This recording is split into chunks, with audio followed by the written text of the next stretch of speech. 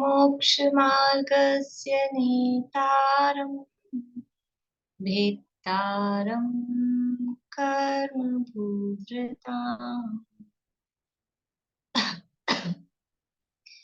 ज्ञातारं विश्वतत्त्वानां वन्दे तद्गुणलाब्धये वन्दे तद्गुणलाब्धये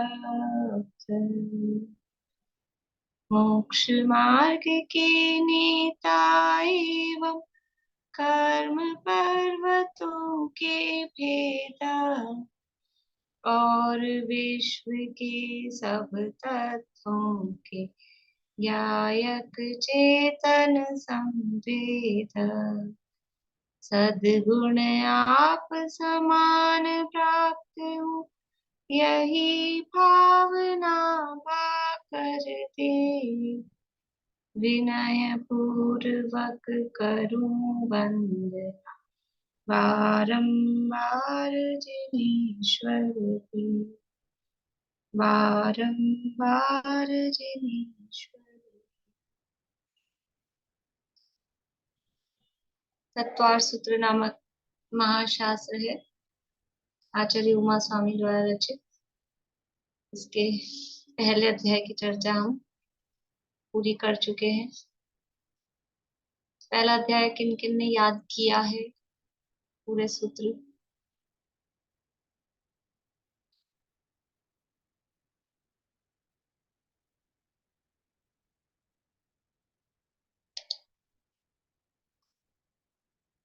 बढ़िया। जिन्होंने नहीं किया है वे करें जरूर। तत्वार सूत्र तो ऐसे ही अपना महाशास्त्र है, सुत्तर जी, इसकी महिमा अपार है, अवश्य याद करें। अभी सुना रहे हैं कोई जिन्होंने नहीं सुनाया अभी तक कुछ बहुत दिनों से? बोलिए निशा जी, आप सुनाएंगे?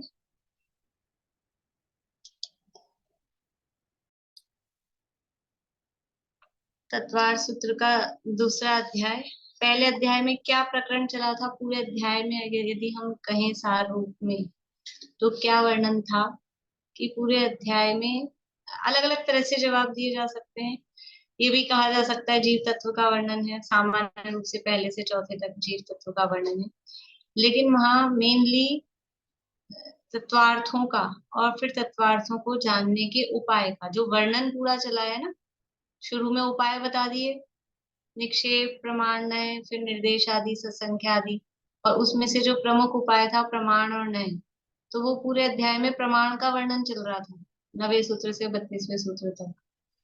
तो जो पदार्थ हैं, तत्व हैं, मोक्ष मार्ग है, उसको जाना कैसे जाए, उस जानने के उपाय की चर्चा पहले अध्याय में की गई। अब वास्तव में असली जीव का वर्णन यहाँ पर दूसरे अध्याय से प्रारंभ हुआ है। तत्वार सूत्र है, नाम शास्त्र का तत्वार सूत्र है। तो तत्वार सूत्र क्यों नाम है? क्योंकि इसमें तत्वार्थों का वर्णन है। तत्वार्थ कितने होते हैं? तत्वार्थ कितने होते हैं? बोलिए हीरा जी, तत्वार्थ कितने होते हैं? 7 क्या? वो क्या? हाँ, बोलिए कौन कौन से होते हैं, नाम जीव, बताएं। उद्गल, धर्म, अधर्म, नहीं, जीव, अजीव, आश्रम, बंध, संवर, निजरा, मोक्ष और बढ़िया। धर्म। मोक्ष इसके आगे? और बस मोक्ष। मोक्ष, बढ़िया।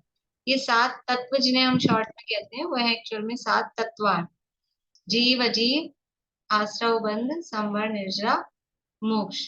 तो तत्वार्थों का वर्णन इस तत्वार सूत्र में है और सूत्र रूप में है, इसलिए इसका नाम तत्वार सूत्र है। तो पहला तत्वार्थ कौन सा है? जीव, उसकी चर्चा करनी है ना। तो वास्तव में जीव की चर्चा अब यहाँ दूसरे अध्याय से फुल फ्लैश प्योरली जीव की चर्चा अब यहाँ पर प्रारंभ कर रहे हैं कि जीव का, जीव तत्व का स्वरूप क्या है।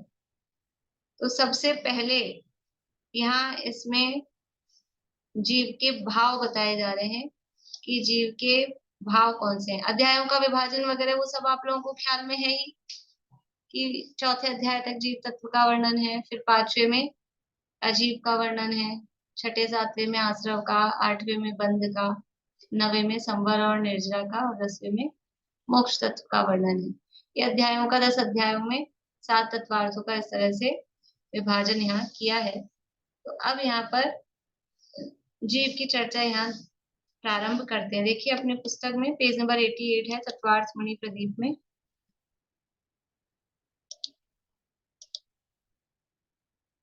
पढ़ते हैं यहाँ से। विगत अध्याय में सम्यक दर्शन को परिभाषित करते हुए जीवादि सप्त तत्वार्थों के श्रद्धान को सम्यक दर्शन कहा गया है। अतः अब तत्वार्थों का विवेचन प्रसंग प्राप्त है। इसलिए अब इस दूसरे अध्याय में सर्वप्रथम जीव तत्वार्थ की चर्चा आरंभ करते हैं, जो चौथे अध्याय तक चलेगी। अथवा विगत अध्याय में प्रमाण और नयों की चर्चा की गई है, अतः अब यहाँ उनके प्रमेय रूप जीवादि तत्वार्थों में से सर्वप्रथम जीव तत्वार्थ की चर्चा आरंभ करते हैं, जो चौथे अध्याय तक चलेगी। यानी जो सूत्र कहा था तत्वार्थ श्रद्धानम सम्यक दर्शनम, तो उन तत्वार्थों को जानेंगे तब तो उनका श्रद्धान करेंगे। तो अब यहाँ तत्वार्थों की चर्चा आरंभ कर रहे हैं, और पहला तत्वार्थ जीव है तो उसकी चर्चा कर रहे हैं। अथवा ये कहें कि प्रमाण और नयों से अधिगम होता है, तो किसका अधिगम होता है? सूत्र कहा था, छठा सूत्र पहले अध्याय का, प्रमाण नयर अधिगम। प्रमाण और नय से ज्ञान होता है, तो किसका ज्ञान होता है? कि तत्वार्थों का ज्ञान होता है। तो वो तत्वार्थ कौन से हैं? और उन तत्वार्थों में से पहला तत्वार्थ जीव है, उसकी चर्चा अब यहाँ पे प्रारंभ कर रहे हैं। तो सबसे पहले जीव के भाव, असाधारण भाव, जीव के असाधारण भाव की बात यहाँ पर कर रहे हैं। असाधारण का मतलब क्या है? साधारण का अपोजिट है असाधारण। साधारण मतलब जो साधारण बात है, साधारण का मतलब क्या है? कॉमन, सब में पाई जाए, वो साधारण चीज है। साधारण का मतलब क्या है? जो सब में पाया जाए वो साधारण, जिसे हम अपने शब्दों में कहते हैं कॉमन है। अब यहाँ साधारण की बात नहीं कर रहे, यहाँ असाधारण की बात कर रहे हैं। असाधारण का मतलब क्या है? जो कॉमन नहीं है, अनकॉमन है।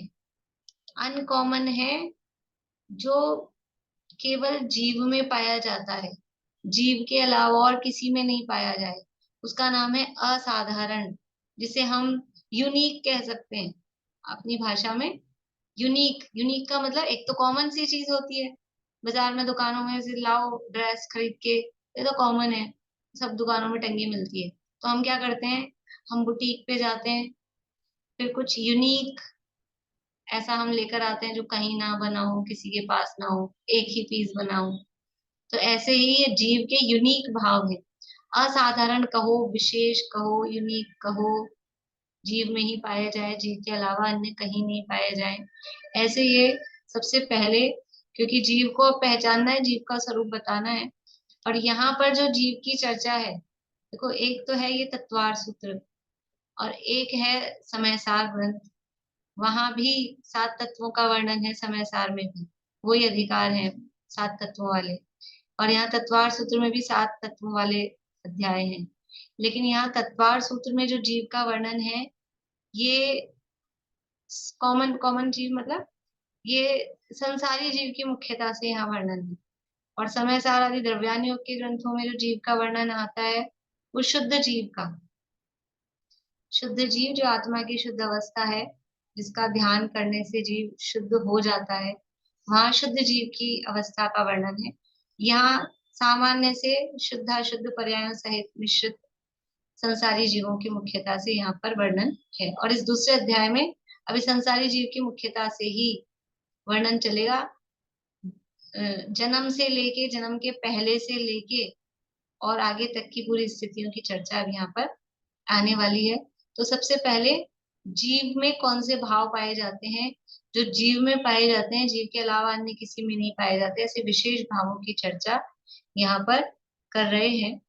देखिए, जो भाव सभी द्रव्यों में पाए जाएं उन्हें सामान्य या साधारण भाव कहते हैं, परंतु जो भाव द्रव्य विशेष में पाए जाएं उन्हें विशेष भाव या असाधारण भाव कहते हैं। जो सब द्रव्यों में पाए जाएं वो तो सामान्य साधारण भाव हैं, और जो द्रव्य विशेष मतलब पर्टिकुलर द्रव्य में पाए जाएं, उसके अलावा किसी में नहीं पाए जाएं, उन्हें विशेष भाव या असाधारण भाव कहते हैं। तो जीव तत्व के असाधारण भाव यहाँ बता रहे हैं। अतः अब यहाँ सर्वप्रथम आत्मा की पहचान के लिए जीवों के असाधारण अर्थात विशेष भावों की चर्चा आरंभ करते हैं। यह चर्चा 7वें सूत्र तक चलेगी। यानी इस अध्याय में अलग अलग प्रकरण हैं। पूरे अध्यायों का सूत्र वाइज हम डिवीजन देख सकते हैं कि 1 से 7 सूत्र तक तो जीव के असाधारण भाव और उनके भेद प्रभेद मतलब एक अलग एक ये टॉपिक हो गया है। एक पहले नंबर के सूत्र से लेके 7वें नंबर तक के सूत्र का एक टॉपिक है। उस टॉपिक को हम कह सकते हैं जीव के असाधारण भाव और उनके भेद प्रभेद। ये 7 सूत्रों में ये चर्चा चलेगी। इसके बाद में फिर 2 सूत्रों में जीव का लक्षण बताया जाएगा। 8वें और 9वें सूत्र में जीव का लक्षण बताया जाएगा। फिर इसके बाद में 10 से लेके 14 तक के सूत्रों में जीवों के भेद प्रभेद, इन 5 सूत्रों में जीवों के भेद प्रभेद बताए जाएंगे कि जीव कितने कितने प्रकार के होते हैं। फिर इसके बाद में आगे 15 नंबर के सूत्र से लेकर और 24 नंबर के सूत्र तक तो इंद्रियां, उनके भेद, उनके विषय, उनके स्वामी, इंद्रियों संबंधी संसारी जीवों की मुख्यता से 24 नंबर के सूत्र तक ये चलेगा। फिर 25 नंबर के सूत्र से लेके आगे 30 नंबर के सूत्र तक विग्रह गति का नियम और उनका समय, विग्रह गति के सब नियमों की चर्चा 25 से 30 सूत्र तक। इसके बाद में 31 से लेके और 35 तक 5 सूत्रों में जन्म और योनियों की चर्चा है। और फिर आगे 36 से लेके 44 तक 9 सूत्रों में शरीरों का स्वरूप और भेद, यानी सारा कितना सारा क्या क्या वर्णन इसमें आने वाला है ये दूसरे अध्याय में। और फिर आगे 45 से लेके 49 तक के 5 सूत्रों में किस जन्म में कौन सा शरीर, पहले जन्म बताए थे 31 से 35 तक, उसके बाद में शरीरों का स्वरूप बताया और उसके बाद के सूत्रों में 45 से 49 तक में किस जन्म में कौन सा शरीर, दोनों चीजों को मैच करके किस जन्म में कौन सा शरीर ये बताएंगे। और फिर आगे 50, 51, 52 में वेद संबंधी चर्चाएं हैं, लिंग संबंधी। और 53 नंबर का सूत्र है, उसमें आयु का अपवर्तन संबंधी एक अलग सूत्र, वो नियम संबंधी वो अलग सूत्र दिया है। इस तरह से ये पूरे दूसरे अध्याय का डिवीजन सबसे बड़ा, मतलब लगभग यद्यपि नवा अध्याय भी बड़ा है लेकिन ये भी काफी बड़ा, 53 सूत्र इसमें है, काफी बड़ा अध्याय है। सबसे ही बड़ा है, सूत्रों की संख्या के आधार पर देखेंगे तो 53 सूत्र सबसे ज्यादा है इसमें। नवे अध्याय में तो 47 ही सूत्रों की संख्या ज्यादा है, लेकिन सूत्र जो है वो छोटे छोटे हैं, बहुत बड़े बड़े सूत्र नहीं है। और विषय भी सरल है, सरलता से समझ में आएगा क्योंकि अपनी बात चलेगी संसारी जीवों की मुख्यता से, इसलिए सब समझ में आने वाला है। अपनी बात चलने वाली है जीव की, तो जहाँ अपनी बात चलती है तो मजा भी आता है और समझ में भी आता है, तो समझ में आएगा। यहाँ सबसे पहले आत्मा की हमें अपनी पहचान हो कि मैं कौन हूँ, तो उसके भावों से जीव की पहचान यहाँ कराई जा रही है कि यदि इस तरह के भाव पाए जा रहे हैं तो वो जीव है, क्योंकि ये भाव जीव के अलावा किसी में भी नहीं पाए जाते। तो सबसे पहले जीव के असाधारण भावों के लिए पहला सूत्र यहाँ उसके नाम संबंधी बता रहे हैं। मैं सूत्र बोल रही हूँ, पीछे रिपीट करेंगे, शिमला का भी रिपीट करिएगा। औपशमिक क्षयिको भावो औपशमिक क्षयिको भावो मिश्रश्च जीवस्य मिश्रस्य जीवस्य स्वतत्वमौदैक पारिणामिकौ च तत्त्वमौदैक पारिणामिकौ च स्वतत्वमौदैक पारिणामिकौ च सतत्त्वमौदैक पारिणामिकौ च। औपशमिक शायिकौ भावौ मिश्रश्च जीवस्य स्वतत्वमौदैक पारिणामिकौ च। औपशमिक क्षायिको भावो मिश्रश्च जीवस्य सत्तत्वमोदैक पारिणामिको च। देखिए क्या कह रहे हैं, नाम बताए हैं जीव के असाधारण भाव, 5 भाव हैं।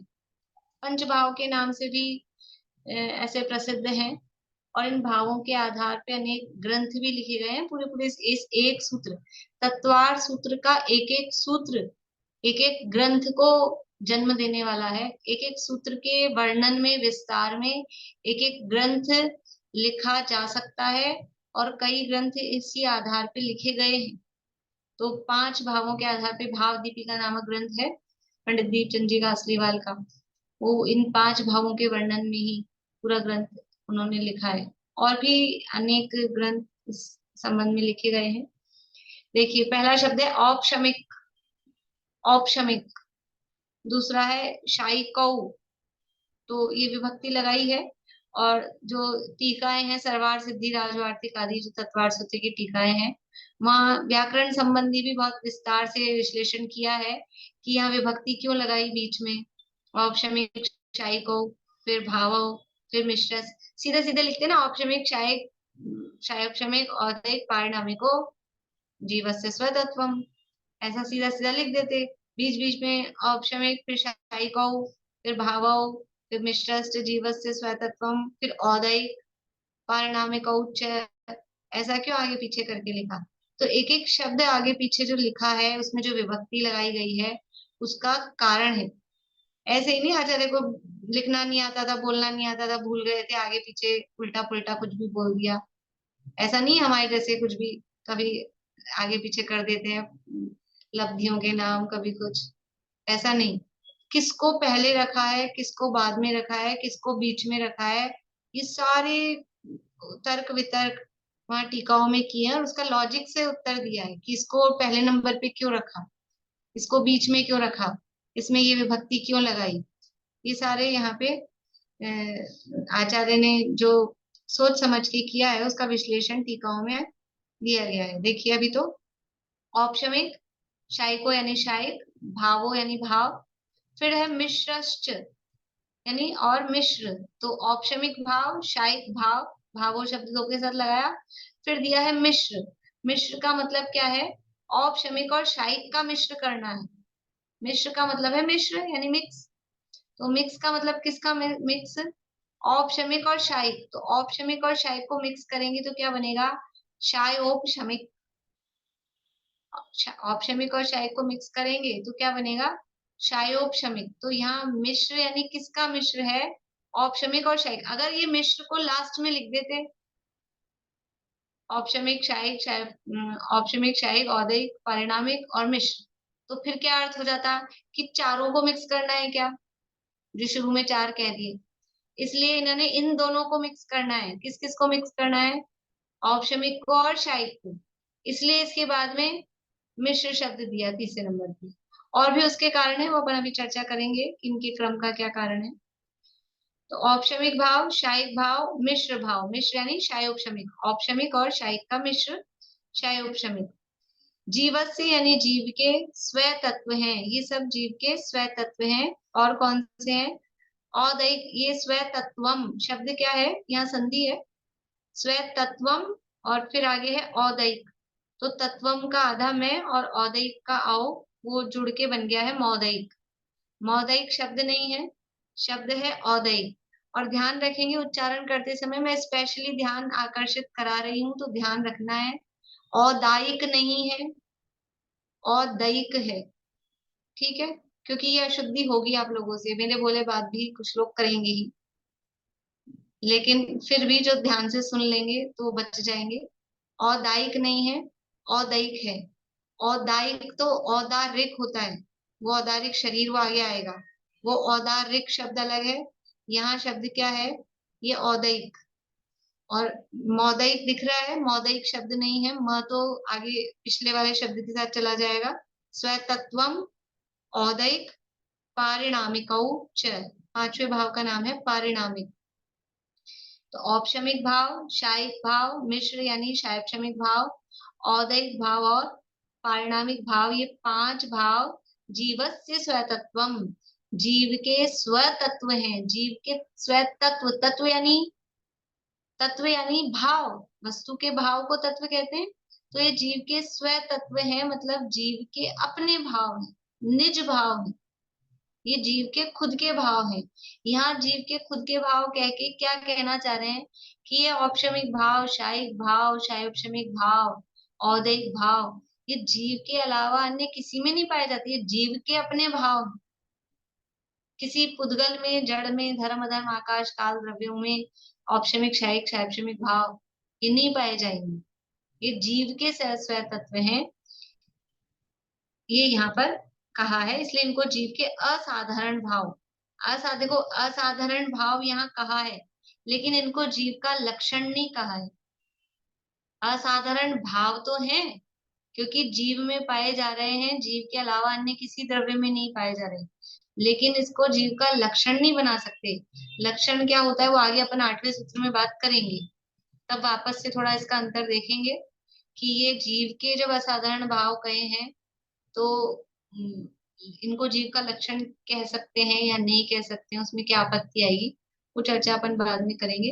लेकिन ये जीव के असाधारण भाव है का मतलब है ये जीव में ही पाए जाते हैं, जीव के अलावा अन्य किसी द्रव्य में ये भाव नहीं पाए जाते हैं। औपशमिक शायिकौ भावौ मिश्रश्च जीवस्य स्वतत्वमौदैहिक पारिणामिकौ च, ये यहाँ पर इनका नाम बताए हैं, स्वरूप की चर्चा अपन करते हैं। अगला सूत्र भी बोल लेते हैं ताकि वो बुलवाने में फिर इकट्ठे आप लोग दो सूत्र बोल लो। अगला सूत्र बोलिए चेतना जी।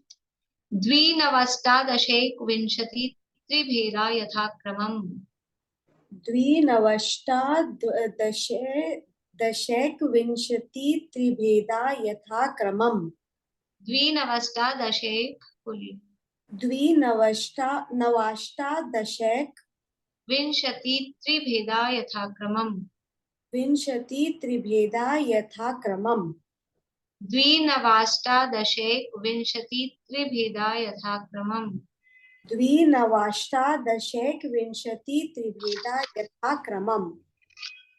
इनके भेद बता रहे हैं। द्वि यानी 2, नव यानी 9, अष्टादश, द्वि नव, नवा दिख रहा है, नवा में से अ निकलेगा, अष्टादश, अष्टादश यानी 18, फिर दश पे आई की मात्रा है तो आई की मात्रा में से ए निकलेगा, ए से एडी, एक विंशति, एक विंशति यानी 21, और 3 यानी 3, भेदा यानी भेद, यथाक्रमम यानी क्रम से। ऊपर जो क्रम दिया है सूत्र में उसी क्रम से इनके नीचे उनके भेदों को समझना है।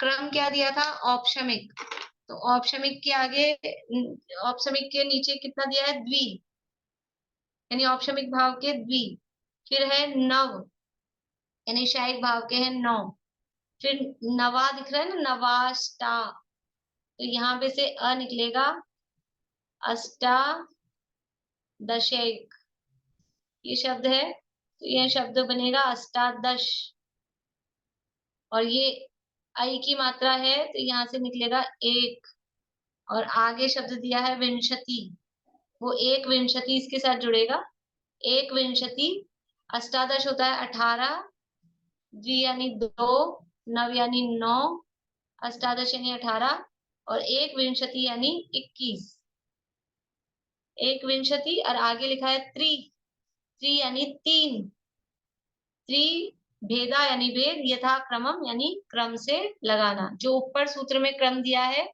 नीचे जो हमने सूत्र में भेद बताए हैं, क्रम से उनके नीचे नीचे उनके भेदों को लगाना।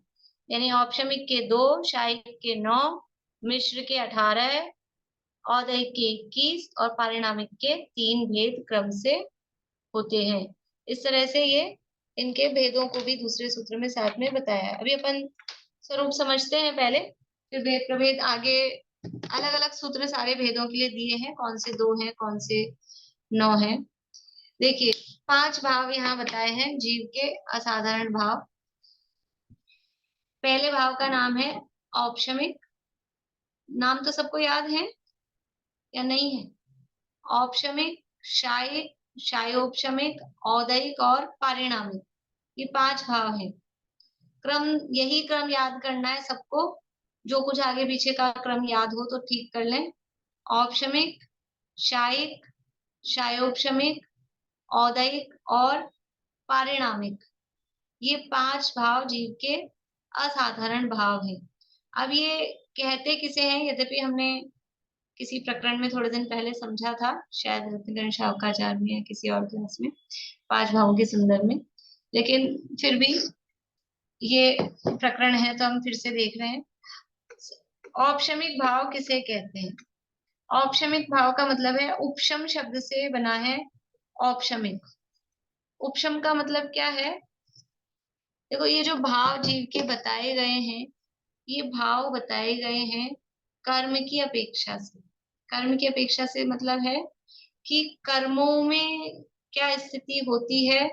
जिस समय कर्मों में कुछ स्थिति होती है तो जीव में कुछ स्थिति होती है।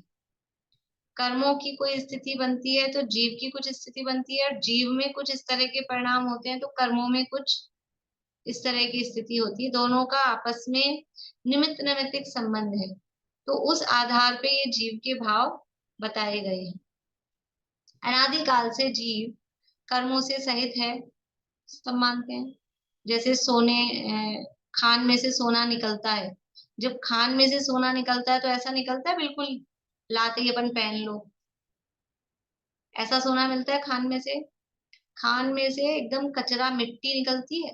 हम जैसा आदमी, हमारे जैसे लोग तो माने ही नहीं, फेंक के आ जाएंगे क्या कचरा है ये, एकदम मिट्टी आती है वो।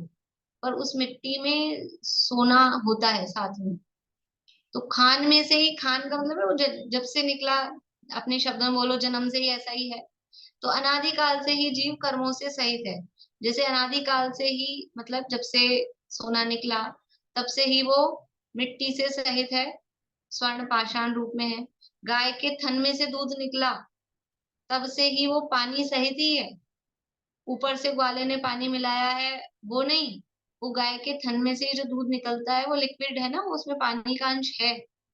तो वो जैसा निकला उसको बोलेंगे अनादि से, कि जन्म से, जब से है तब से ही वो पानी मिला हुआ ही है।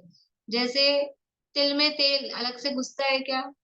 कि वो तिल जब से उगा है, पैदा हुआ है, तब से उसमें तेल है ही है। तो ऐसे ही अनादिकाल से जीव है, अनादिकाल से ही कर्मों से सहित ये जीव है। तो वो जो कर्मों से सहित, यानी वो मिट्टी मिली हुई जो अवस्था है, वो अवस्था कहलाती है औदिक कर्मों का उदय। इसको एक उदाहरण से शास्त्रों में ही समझ लो समझाया जा रहा है। यहाँ राजू आर्थिक का उदाहरण यहाँ दिया है, अपन बाद में पढ़ लेंगे। समझ लीजिए, ये ग्लास है पानी का, और ये इसमें पानी है, और ये पानी कैसा है, हमने निकाला, समझ लीजिए कुएं से ही निकाला, तो ऐसे इसमें ये कचरे, दिख रहा है आप लोगों को डिफरेंस? समझ लीजिए पानी को मैं बनाती नहीं हूँ, ये पानी का ग्लास है, पानी समझ लीजिए इसमें भरा हुआ है, और इसमें ये कचरे मिक्स है, गंदा पानी है। अभी कलर नहीं है, समझ लो पीला पीला मिट्टी का पानी ये हो रहा है। तो जब ये पानी ऐसा है, मिट्टी मिला हुआ, कचरा मिला हुआ, तो इसको कहेंगे उदय। इसमें कचरे का क्या हो रहा है? कचरा क्या है, अभी इसमें प्रकट है। जब कचरा इसमें प्रकट दिख रहा है तो उसको बोलते हैं उदय। ऐसे ही जीव कर्मों से सहित है। जैसे ये पानी, पानी के स्थान पे समझना जीव, कचरे के स्थान पे समझना कर्म। ठीक है, उदाहरण में तो ये पानी में कचरा मिला है यानी जीव में कर्म मिले हैं, यानी कर्मों का उदय जब हो रहा है तो ये कचरे का तो कहा जाएगा उदय, और पानी कैसा कहा जाएगा? कचरे से मिला हुआ, तो उसको कहेंगे औदयिक। यद्यपि औदयिक का नाम उसमें बाद में है, लेकिन अभी हम समझने के लिए इस क्रम से समझ रहे हैं। ये कहलाएगा औदयिक। जब जीव कर्मों के उदय से सहित है तो कर्मों के उदय के समय में जीव के जो भाव होते हैं वो जीव के भाव कहलाते हैं औदैहिक भाव। और कर्म का क्या कहलाता है? कर्म का कहलाता है उदय। जब कर्म का उदय होता है तो जीव के भाव कहलाते हैं औदैहिक। जब जीव के औदैहिक भाव होते हैं तो उस समय कर्मों में क्या होता है? कर्मों में होता है उदय। ये दोनों में आपस में निमित्त निमित्तिक संबंध है। जब जीव की तरफ से बात कहते हैं तो कर्म को निमित्त कहा जाता है। जब कर्म की तरफ से बात कहते हैं तो जीव के भाव उसमें निमित्त होते हैं। दोनों एक दूसरे के लिए परस्पर में निमित्त होते हैं। और जब निमित्त कह रहे हैं इसका मतलब उपादान कौन है? उपादान तो ये खुद के खुद ही। कर्म अपने उदय रूप अवस्था के लिए खुद उपादान है। जीव अपने औदैहिक भाव रूप अवस्था के लिए खुद स्वयं उपादान है। पर जीव के इन भावों में कर्म निमित्त होते हैं, कर्म का उदय निमित्त होता है। और कर्म की उदय रूप अवस्था में जीव के ये औदैहिक भाव निमित्त होते हैं। तो जब कर्म का उदय होता है यानी कर्म के उदय के समय जीव के भाव कहलाते हैं औदैहिक भाव। ठीक है। यानी जब ये पानी में कचरा मिला हुआ है, अब क्या हुआ कि पानी पीना है अपने को, तो ये ऐसा मिट्टी मिला हुआ पानी पी लिया जाए? मिट्टी मिला हुआ पानी नहीं पिया जा सकता है। तो आजकल तो बहुत सारे साधन हो गए हैं। एक्वागार्ड आया, फिर दूसरे तरह के फिल्टर, और फिर आरओ, और पता नहीं क्या क्या, वो सब पानी को प्योर करने के लिए। लेकिन वो भी अपन ले सकते हैं। नहीं तो पुराने जमाने में एक सिंपल सा एक फिटकरी जिसे हम कहते हैं, निर्मली शब्द उसके लिए बोलते हैं, कतक फल भी बोल सकते हैं, फिटकरी होती है। और ये लाल दवा वगैरह कुछ, ये समझ लो केमिकल भी आता है।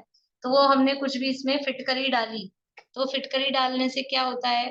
वो मिट्टी सारी, ये जो कचरा है, मिट्टी है, वो सारी क्या होती है? वो सारी नीचे बैठ जाती है पानी में।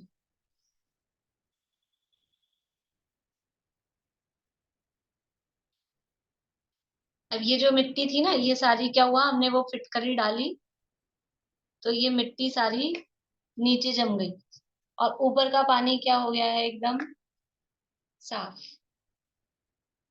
मिट्टी क्या है? मिट्टी है कर्म। कचरा क्या है? मिट्टी कचरा वो तो है कर्म। और पानी है वो जीव के भाव, या जीव कहो। तो ये जो कर्म है, हमने कुछ किया। देखो, मिट्टी अपने आप से नीचे नहीं बैठी है, कचरा अपने आप से नीचे नहीं बैठा है। अपने आप से तो अनादिकाल से मिक्स ही हो रहा था, उदय रूप भाव चल रहे थे, अधिक भाव हो रहे थे जीव में, कर्म का उदय आ रहा था।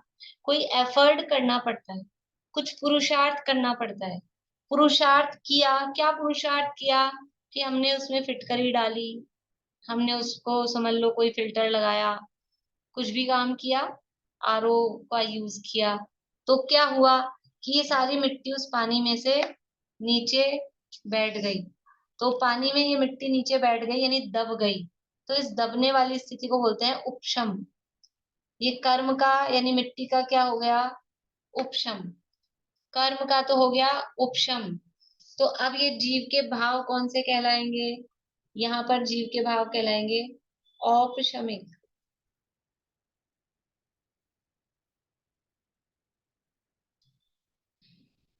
जब कर्म का उदय था तो जीव के भाव कहला रहे थे औदयिक।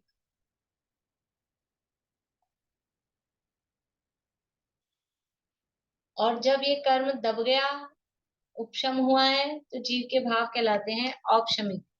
ये ध्यान रखने वाली बात है, उपशम होता है कर्म में, जीव में होता है औपशमिक। उदय होता है कर्म में, जीव में होता है औदयिक। कहीं कहीं शास्त्रों में भी थोड़ा मिक्स, जीव के उपशम भाव ऐसा कह देते हैं, लेकिन वास्तव में जीव के भाव होते हैं औपशमिक, उपशम होता है कर्म में। तो जब किसी प्रयास से, कुछ पुरुषार्थ पूर्वक ये जब कर्म नीचे, नीचे मतलब आत्मा में ऊपर नीचे ऐसा नहीं है, लेकिन कर्म ऐसे दब गए। दब गए का मतलब क्या है? यहाँ ग्लास अपन ने बनाया तो नीचे दिखा रहे हैं। दबने का मतलब है कि वो जो उनकी शक्ति थी, उस मिट्टी की क्या शक्ति हो रही थी? पानी को गंदा कर रही थी। तो उसकी शक्ति दब गई है, अब पानी को गंदा नहीं कर रही है, पानी ऊपर का एकदम साफ हो गया है। तो कर्म की जो शक्ति थी, जो पावर थी, वो मंद पड़ गई है, वो दब गई है। उसका नाम है दबना, उसका नाम है उपशम होना। वरना आत्मा को ऐसा ग्लास जैसा नहीं कि कर्म कहीं नीचे पैर में जाके दब जाते होंगे। आत्मा तो असंख्यात प्रदेशी, उसमें ऊपर नीचे तो आकार के आधार पे हम ऐसा कह रहे हैं। अगर लेटा हुआ होंगे तो फिर ऊपर नीचे क्या होगा? तो ऐसा कोई ऊपर नीचे वाली स्थिति वो आत्मा में नहीं है। लेकिन वो जो कर्मों की फल देने की जो शक्ति थी, वो शक्ति दब गई, उदय रूप नहीं हो पा रहे हैं, उसका नाम है उपशम। कर्मों का उदय में नहीं आना, सत्ता में रहना। आपको ध्यान आ रहा है, मैंने उस समय जब पढ़ाया था, कर्म सत्ता में तो है लेकिन उदय में नहीं। ये सत्ता में तो है, ये मिट्टी है तो ग्लास में ही, ग्लास की इस जगह पर ही है ना मिट्टी, तो सत्ता में तो है लेकिन ऊपर उदय में नहीं है। उसको कहते हैं उपशम। उपशम किसे कहते हैं?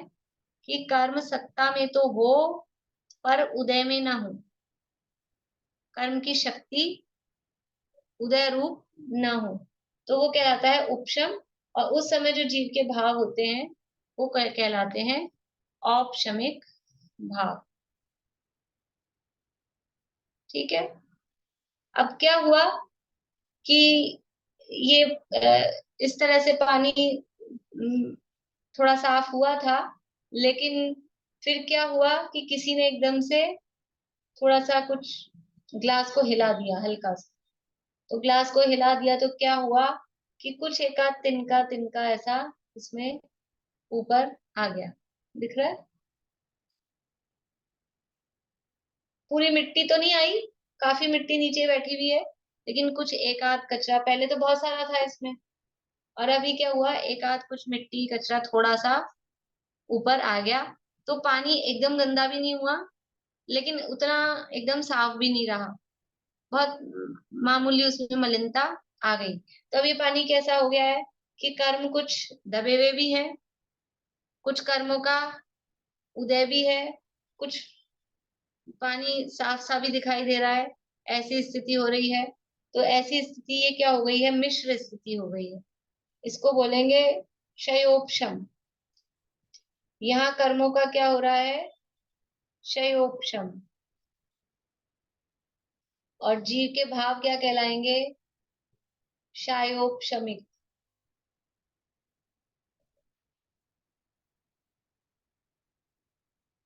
जीव के भाव कहलाएंगे क्षयोपशमिक, और कर्म में होगा उस समय क्षयोपशम। क्या स्थिति होती है क्षयोपशम में? उपशम भी है, उदय भी है, और कुछ क्षय उसको बोलते हैं, उदयभावी क्षय, वो कुछ क्षय भी है। तो क्षय भी है, उपशम भी है और उदय भी है। तीन स्थितियां हैं, लेकिन उस शब्द में तो दो ही शब्द दिख रहे हैं हमको, क्षय और उपशम। लेकिन इसमें उदय, क्योंकि कुछ कुछ कर्मों का उदय भी आया है, तो वास्तव में तो है क्षय, उपशम और उदय, लेकिन नाम में बोलते हैं खाली क्षयोपशम। तो इस समय ये जो जीव के भाव होते हैं वो कहलाते हैं क्षयोपशमिक भाव, जहाँ कुछ कर्म दबे हुए हैं, यानी कुछ का उदय नहीं है, कुछ का उदय है। ऐसी जो स्थिति है वो कहलाते हैं क्षयोपशमिक भाव।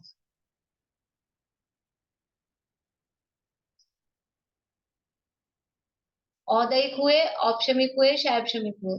अभी क्या कि ये जो कचरा ऊपर आया था, फिर से हमने कुछ पुरुषार्थ किया, इस कचरे को भी नीचे बिठाया, और वो जो पानी था, समझ लो हमने पूरा कोई फिल्टर लगा के और इस पानी को दूसरे गिलास में हमने छान लिया। और फिर क्या हुआ कि ये जो मिट्टी थी, ये बिल्कुल उस दूसरे गिलास में जो पानी आया है वो कैसा हो गया है, एकदम, ये एकदम पानी साफ, ना कचरा कहीं नीचे है ना बीच में है, कहीं नहीं है, एकदम पानी जो है वो कैसा हो गया है हमारा, साफ हो गया है।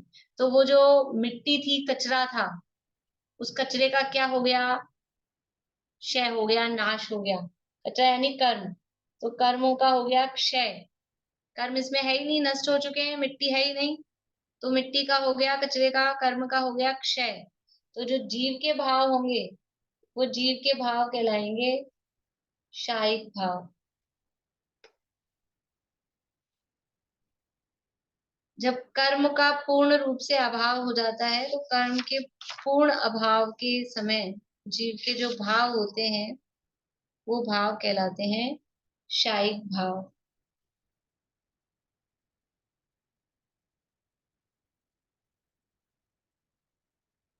अभी जो औपशमिक भाव था, औपशमिक में क्या स्थिति थी कि औपशमिक में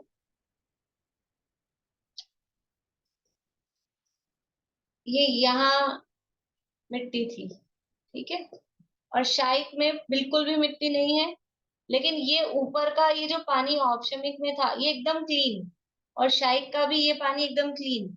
तो क्लियरिटी की अपेक्षा से देखें तो दोनों सेम दिख रहे हैं। अंतर कहाँ है औपशमिक में और शायिक में? औपशमिक में और शायिक में अंतर कहाँ है कि औपशमिक में मिट्टी सत्ता में है, ये कर्म सत्ता में है, और शायिक में सत्ता में भी कर्म नहीं है। बाकी ऊपर की क्लियरिटी दोनों की समान है, दोनों में ही कर्म का उदय नहीं है, दोनों ही ग्लासेस में ऊपर कचरा नहीं है पानी में, तो पानी तो दोनों में ही साफ है। लेकिन जो उपशम वाली स्थिति है उसमें कर्म सत्ता में है, और जो क्षय वाली स्थिति है उसमें सत्ता में भी कर्म नहीं है। तो क्लियरिटी के हिसाब से दोनों को समान कहा जाता है, लेकिन एक्चुअल में उपशम में अभी कर्म दबे हुए हैं, सत्ता में रखे हैं, कभी ना कभी वो उदय में आ सकते हैं। लेकिन अब शायिक भाव जब प्रकट हो गया तो कर्म सत्ता में ही नहीं है, कभी भी उसके बाद में दोबारा उस कर्म का उदय नहीं आएगा। जब उस कर्म का क्षय हो जाएगा तो फिर उसका दोबारा उदय नहीं आता है। तो इस तरह से कर्मों में चार स्थिति हुई। कौन कौन सी चार स्थिति हुई? उदय हुआ, उपशम हुआ, क्षयोपशम हुआ और क्षय हुआ। ये चार स्थिति कर्मों में हुई। ये सब किस में हुए? कर्म में। ये चारों काम हुए कर्म में। और जीव में क्या हुआ? जब कर्म में उदय हुआ तो जीव में हुआ औपशमिक।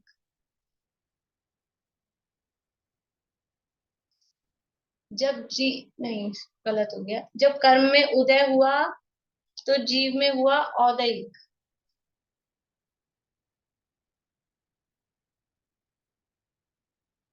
औदैहिक भाव। जब कर्म में उपशम हुआ तो जीव में हुआ औपशमिक भाव।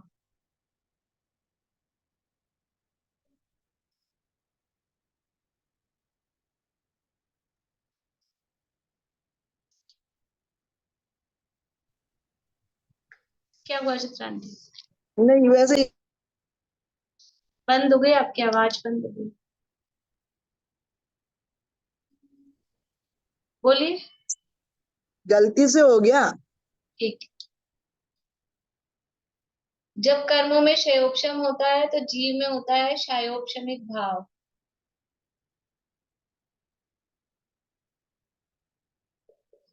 और जब कर्म में क्षय होता है तो जीव में होते हैं क्षयिक भाव।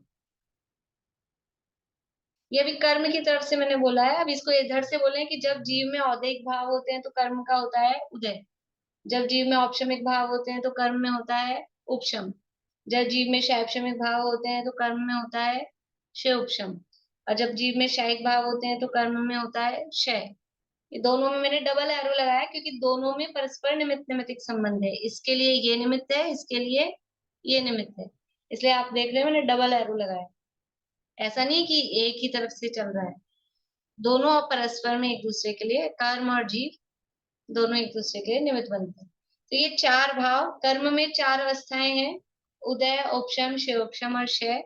तो उस हिसाब से यहाँ जीव के भी चार अवस्थाएं, चार तरह के भाव, औदैहिक, औपशमिक, क्षयोपशमिक और क्षयिक। क्रम वही याद रखना है सूत्र का। ये केवल समझने की सरलता की दृष्टि से, क्योंकि इस अनादिकाल से जीव कर्मों से सहित है, इसलिए हमने उदय से स्टार्ट किया है। लेकिन जो सूत्र में जो क्रम है, औपशमिक, क्षयिक, क्षयोपशमिक, औदैहिक और पारिणामिक, क्रम वही याद रखना है। अब जो पांचवा भाव है, पांचवा भाव क्या है? पांचवे भाव का नाम है पारिणामिक भाव।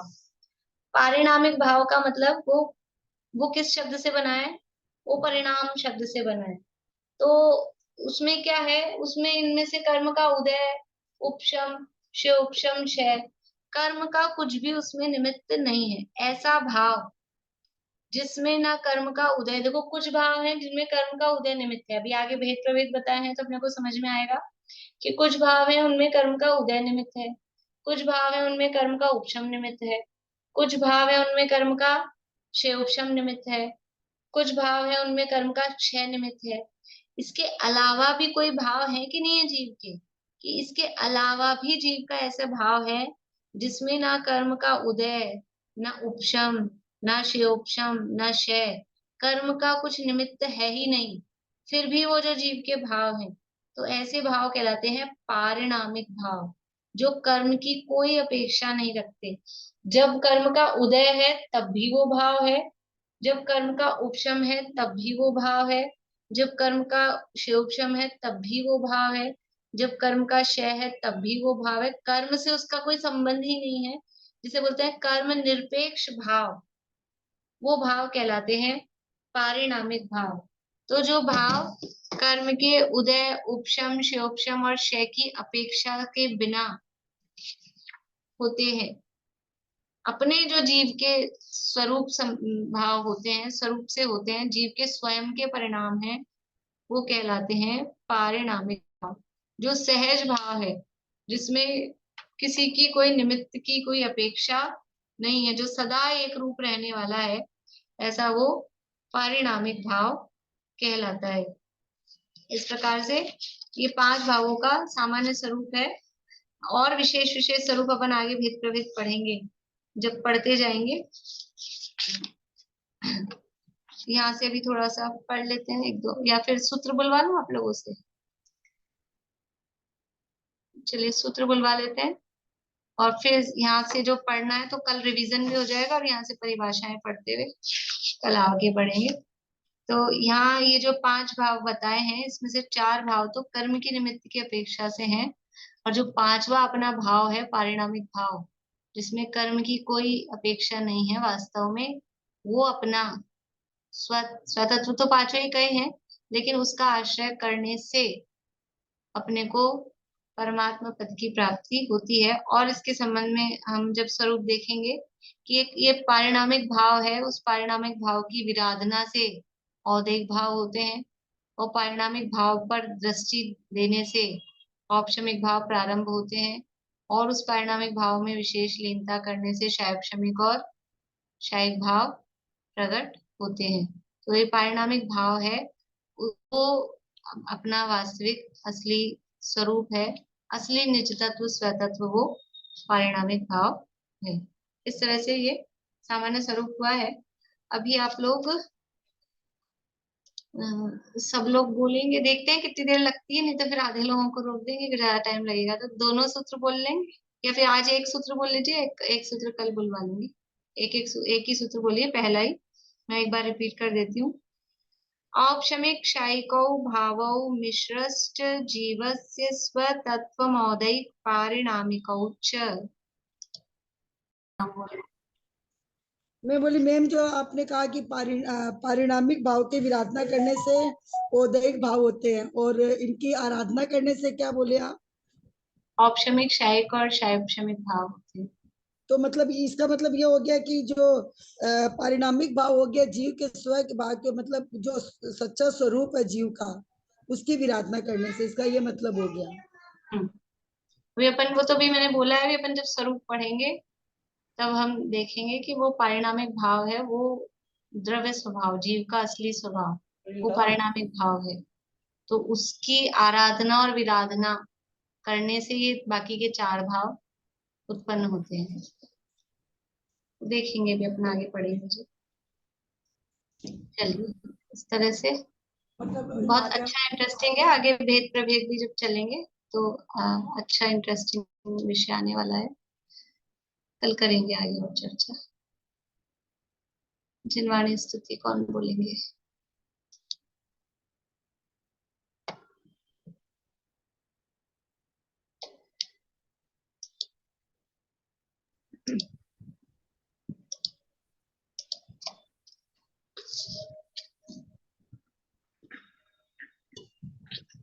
अहो चैतन्य आनंदमय सहज जीवन हमारा है, अनादि अनंत पर निरपेक्ष ध्रुव जीवन हमारा है।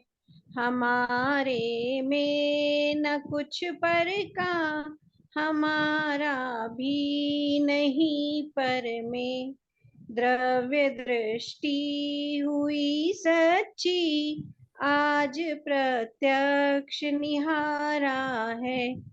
अनंतो शक्तियाँ उछले, सहज सुख ज्ञान में विल से, अहो प्रभुता परम पावन, वीर का भी न पारा है। अहो चैतन्य आनंद में सहज जीवन हमारा है। ये पातशाह जी वाली